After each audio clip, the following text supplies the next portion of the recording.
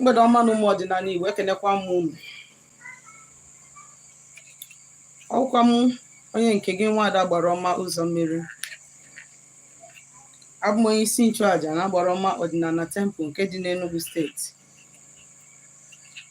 Ọkwa m dibịa Igbo.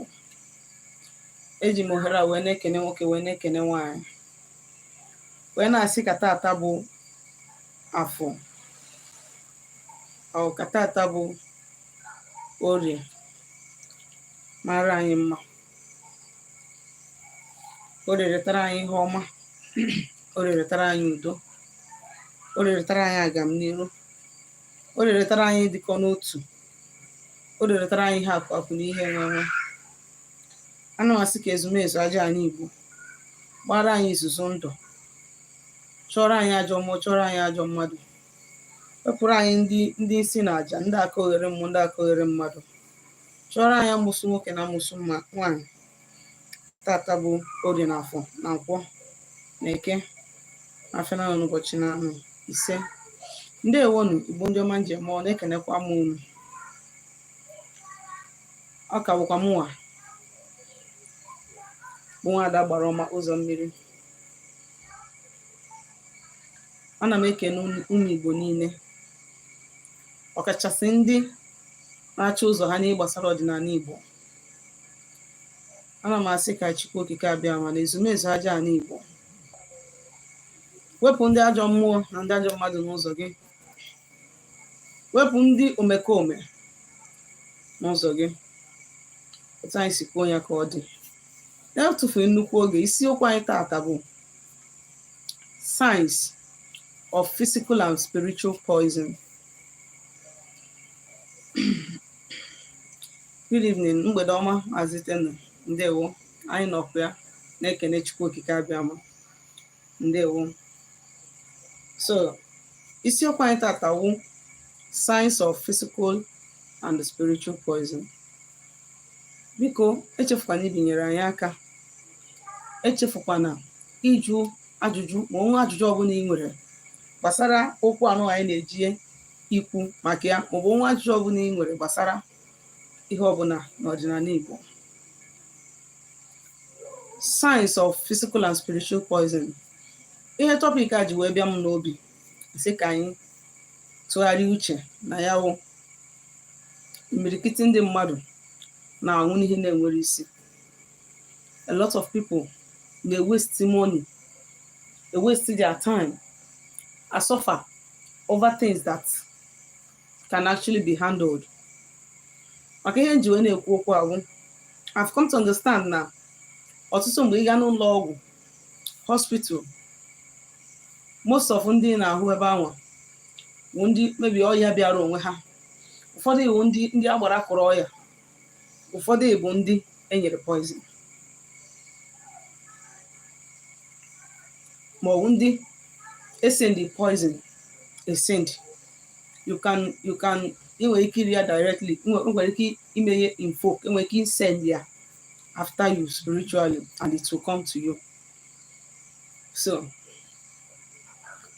kedu ihe bụ ihe ahụ ọ ga-abụ na-eme mmadụ amara na o nwere poison n'ahụ ya, ma ọ na enwere poison around that person?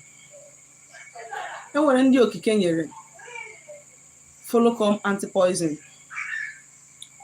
Ọwụ ndị a ga-asị gị na origo poison, ma ọ bụ na since nne na nna mụrụ ya na ọgbọ nubere poison, ma ọ na poison enye nubere ya nsogbu.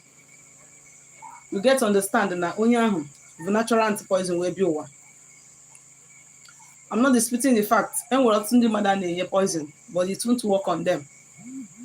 Enwere ọtụtụ ndị mmadụ esendịgoro arụ so many times but it don't work on them, all because of ihe ha na chi ha kpebiri ha wee bịa ụwa. Mana ihe m na-achọ ịkọwara gị bụ enwere a lot of people ọya ha na-aya currently with poison. Cheta na o nwere nke ndị ajọ mmadụ na-eme, enwere nke ndị ajọ otu na-eme. I'm talking of the spiritual poison aspect.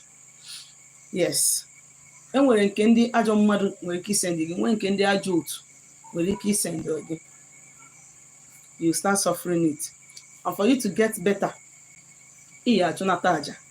For you to get better, You must make sacrifice. And before you get better, you must take herbs. You understand? Now, every time they are complaining of headache. Ọtụtụ agana ụlọ ọgwụ. Asịkwa na typhoid and malaria. Asị na typhoid na malaria ya nọ on the higher level. Enyesisi onye ahụ ọgwụ. You see that before onye ahụ ga-eme ka the thing nọ na agbatu. Ọkwa onye nke ya ga-agbatu. Make agbatu 1 week, 2 weeks, the thing will come back again. And you continue to ask yourself, why is it that every time I'm suffering from typhoid and malaria? Go and check yourself. Because number for it comes with chronic headache. You understand? A lot of people are suffering from poison. They will tell them that it is ulcer that they are suffering from. That money, that time, e.g., you can get rid of that thing and you become well. You understand? So a lot of people, when they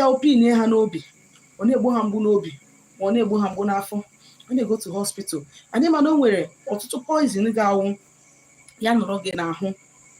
it will start eating some part of your stomach. It will start eating either your liver or whatsoever. It will start eating something in your body. You understand? And then when you scan a wound, once half wound there has said that you have ulcer, you have to treat yourself. Ihe niile abụrụ ụlọ ọgwụ.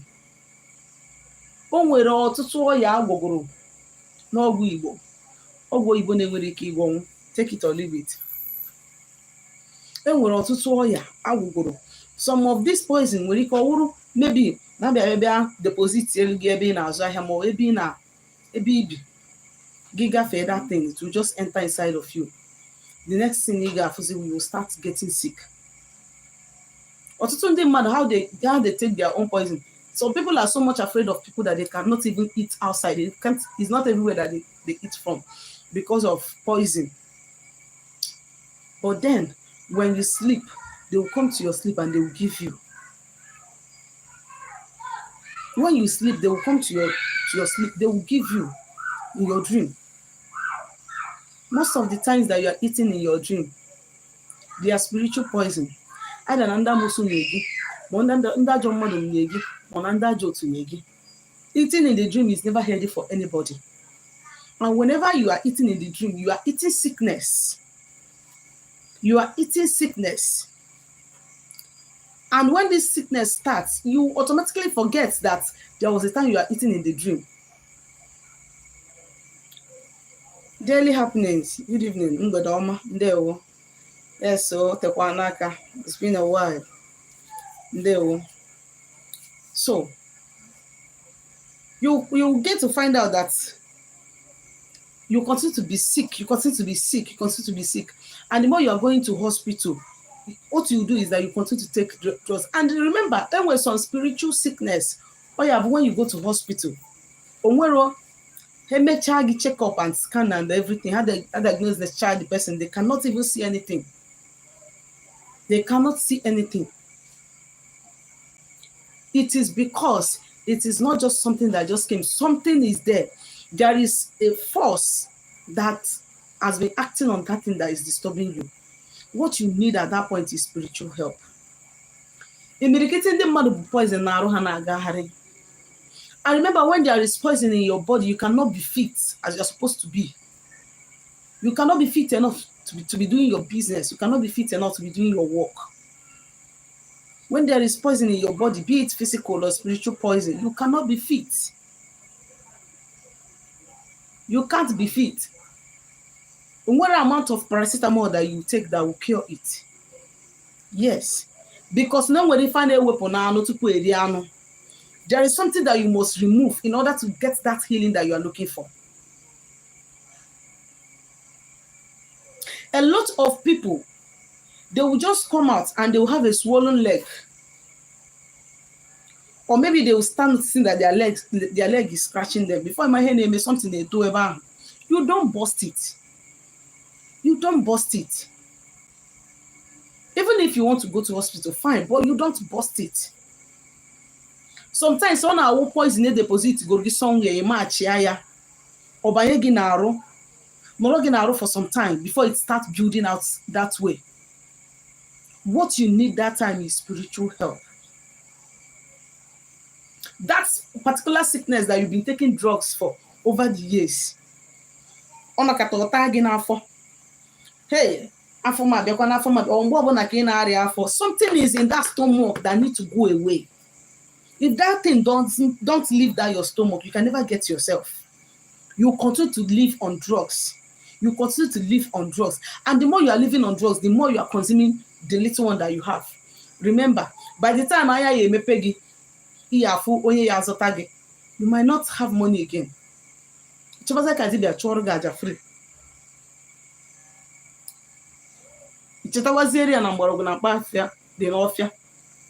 But you don't know what it costs that person to have that knowledge. So ihe na-achị kọwa bụ poison abụrụ ihe a na-eji ọgwụ oyibo treat. Poison, cancer of the breast, a na-eme ya mmadụ eme.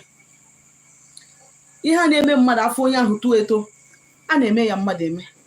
Fibroid, a na-eme ya mmadụ eme. Even down to HIV/AIDS, a na-eme ya mmadụ eme.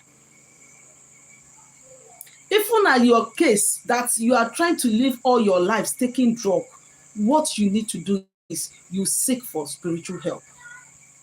Because there is something in that body which that your scan cannot see that needs to be removed for you to get your healing.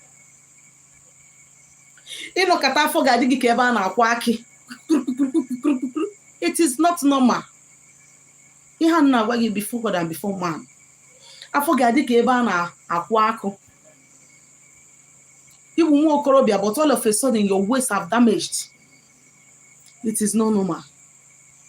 Ọ na-aga gị ije n'arụ. It is not infection. Ọ wụrụ naanị infection na gị ije n'arụ. Ọ nakata ọta gị n'ọkpa ma ọta gị one part of your body kpa, ọta gị kpa. It is poison. Help yourself.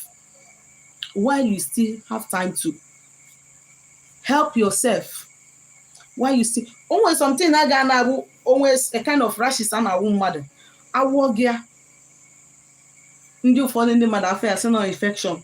You need to from but anything it is not infection. Something is living inside your body that is bringing those poison out of your body.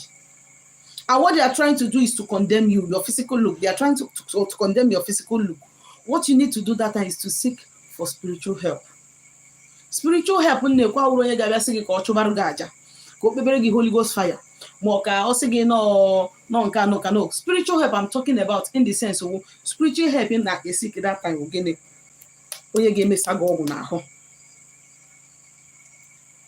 In some cases, then when you go na life go the boundary of life.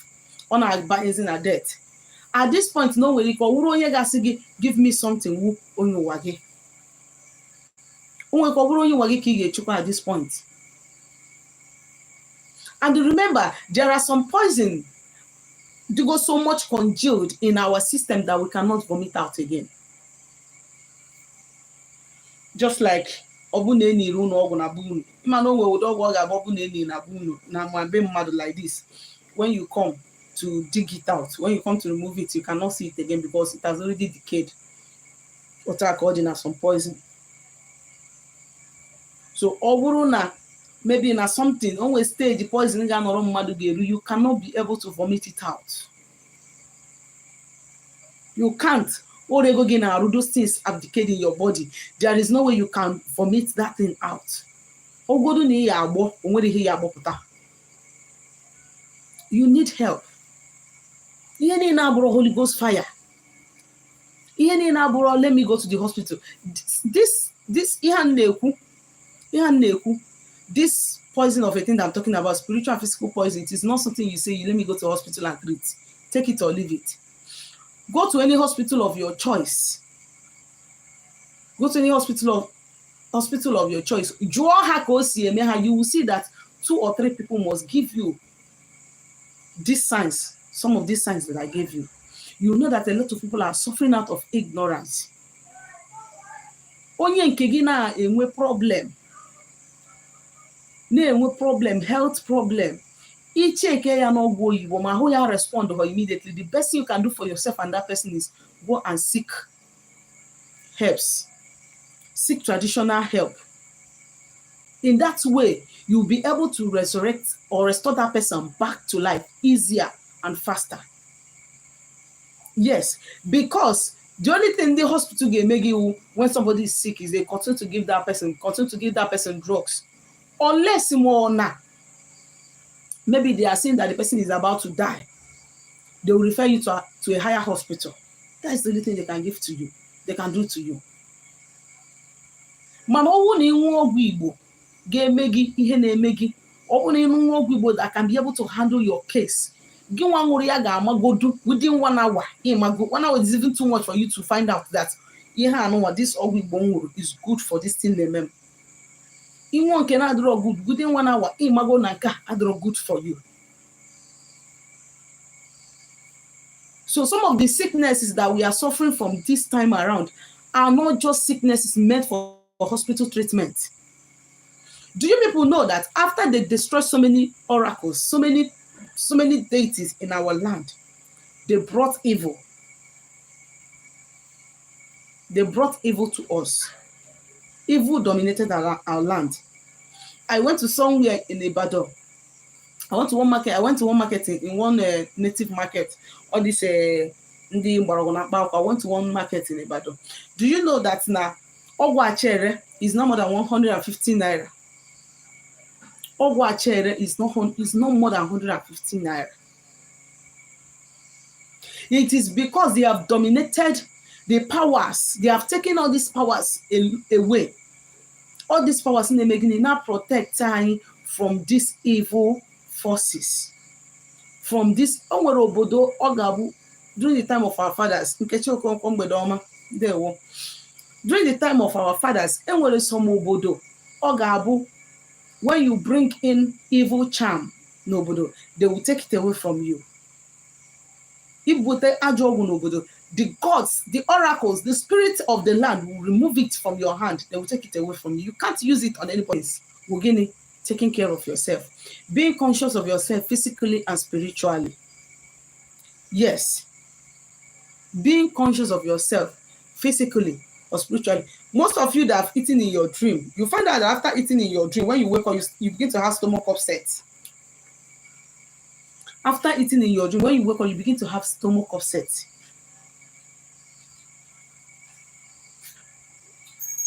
So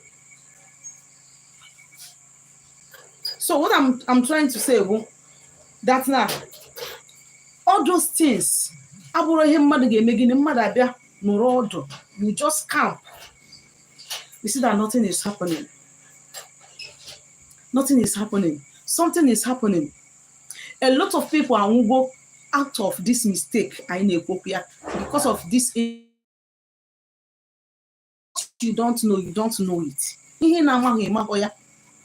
It's gonna happen all why the I go say na all good. Can you imagine that somebody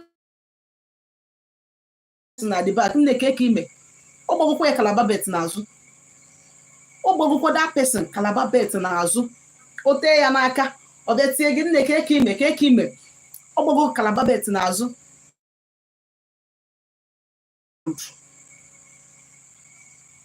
Because we don't have spiritual rules and guide anymore in our land. And since everybody have decided to live the way they want, the best thing that you protect yourself. Sanyagi. Maram we are said that he ga ngoro paracetamol. Maram we ga sini ha he get Holy Ghost fire. Maram we ga bokwa no so gba poso chondo gi. It's as good as that. If na go get poison, maybe na igbo poison no. Remember no onye gbara gị poison, onye nyere gị poison you. That person is still monitoring you. And that person will try, even make sure, okay, no, you go ginka and you are still okay. That person will work so much hard, get stronger than that you might not be able to survive. mgbe abịa nyekwazie gị ya isi na attack ma ọ nọ nka ịgbapụrụ mkpu ndụ gị. So mgbe ahụ bịa nyekwazie gị ịgbapụrụ mkpu ndụ gị immediately, it can kill you. And mind you, all when you succeed from that one, or for that you have succeeded, nke ahụ egbunwozi ọgba gị spiritual one. Ọgba gị spiritual one, the next thing ị ga-agbaji na arụ n'ahịa gị. Ebe o si bịa, o si n'oke eke bịa, o si n'oke afọ bịa, you don't know. Not typhoid na malaria. Na ihe emego test, asị not typhoid and malaria. Ị na-treat typhoid and malaria, yet ihe na-ebe ka na-ebe. Do not sit down. That's your father, that's your mother, that's your brother that have been sick. You've been treating that person, but the person is not responding. Choose onye ahụ na another way. Do not sit down. Anọ n'ọdụ ka mmiri maa gị. And remember, as you are removing poison, bear it in mind that you have an enemy somewhere fighting you. And the person will not rest until you are down. What you need to do is you do what? Anti-poison. You do what? You try making anti-poison. What anti-poison will do for you is this. Anti-poison, in anti-poison, you must have sign in your poison. Mano mo ye bugi or you make anything or you make anything. Ọtụtụ anti-poison depending ka gị na chi gị si dị, depending ka gị nwa na onwe gị si wee kwụdo aka ọtọ. Ọ bụrụ na ị mere anti-poison gị na-aja ịchọ onye ị ga-egbu, ma ọ bụrụ ifu na ị mere anti-poison gị je na-amanye mmadụ aka na bịa, gị fụ na ị mere anti-poison ịpụta isi na onwere ihe mmadụ ga-eme gị, they can even spoil it. Ma arụ gị ahụ ọnọ, they can spoil it o. That is what I am saying, Maazị Tony. What that person need to do at this point, bụ ọ bụrụ that na maybe ị nwego such experience, ihe kwesị ime anti-poison na arụ gị. Tinye anti-poison na ahụ gị. Itinye anti-poison, it will protect you from poison. Ọ bụrụ na enye gị poison, maybe mistakenly, ị mara na nne a ị na-eri na poison dị ya, i rie ya. Next thing ị ga-afụ bụ ọ bịa n'afọ gị, ọ dị ka ọ na-eke your intestine eke, ọ dịghị ka ọ na-eke ya eke. Ọ ya ata gị ezigbo afọ, iwe mara that o nweghị ihe gbagoro gị n'afọ a. Mana trust me, depending ka nke itinyere si work, trust me, the next thing ị ga-eje wụ toilet. Enwere ọgwụ ọ ya agụ ime iweta mmanya poison dị otu a, ọ gbawa gị n'aka. O nwere ọgwụ ọ ya agụ ime ebunye gị nri ma mmanya poison dị, you will see it. You are going to see it. Mara na ọtụtụ poison, ọwụ na-enye mmadụ poison mgbe ụfọdụ. These evil people, you don't know that they are smarter than all of us. Enye gị poison mgbe ụfọdụ, ekechie ya. Ona mana na-ekechi poison.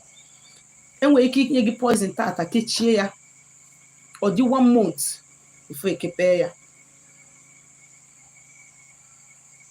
Maazị Tony, can you do that?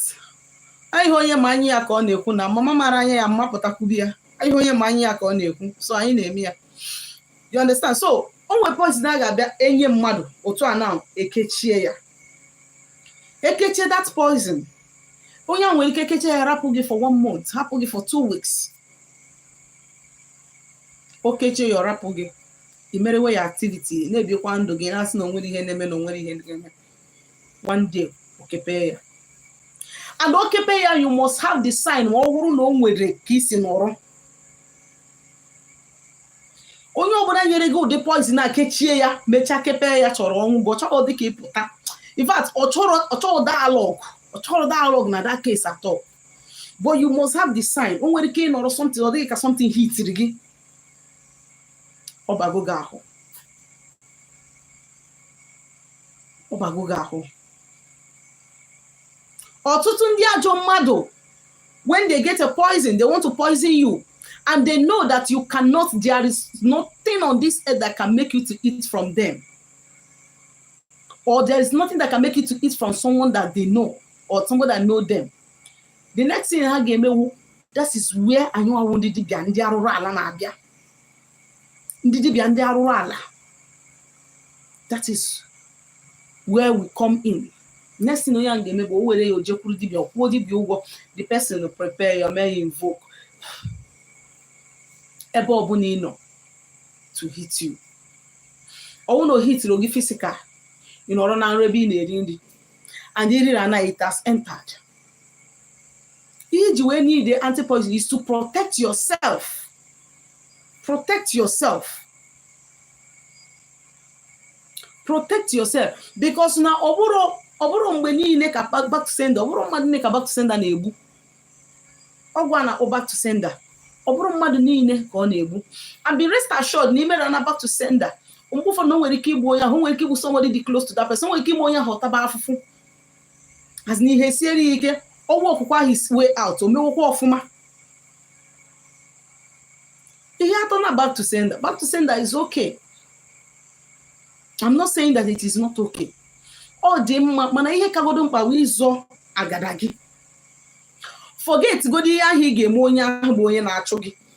Forget godi ihe ị ga-eme that person bụ onye na-egbu gị. Forget godi na ịchọ ka onye ahụ nwụọ. Forget godi na ịchọrọ ka onye ahụ fuo echi because of gịnị na ọ na-echere gị aja echiche. What you should focus on. What you should focus on gịnị? How to get yourself free. How to protect yourself. How to cover your own circle. That should be what you should be interested on. Not ka igbu onye ahụ. Okeke nwanne nna m na-eme m. Okeke nwanne nne m. There is nothing you can do to that person. The police anaghị ekpe. Ha anaghị aka ikpe na-enye gị poison. Police anaghị akọ ya. Police anaghị akọ ya. Unless me testiri na ndị ahụ the poison, which will take a lot of time. Mmadụ na-egbu gị, ị confront onye ahụ ma ime ka onye ahụ mara na ọma na ịma na ọ na-egbu gị. The person will go far because the person has given you already. Onye ahụ enyego gị 100 miles. The person will even go far than you ever imagined to destroy you. The best thing you should do when you find out there is an evil hand fighting against your life, fight good for isigi. Get your head out first before anything. Ekenekwa m unu. O nwere ajụjụ Maazị Tony jụrụ ọsị m, but the person have to be in Nigeria before I can do that. Ọ bụrụ na ị chọrọ ịrụ ọrụ a, zitere m ozi na my WhatsApp number na 07037311663. Ya gazienụ.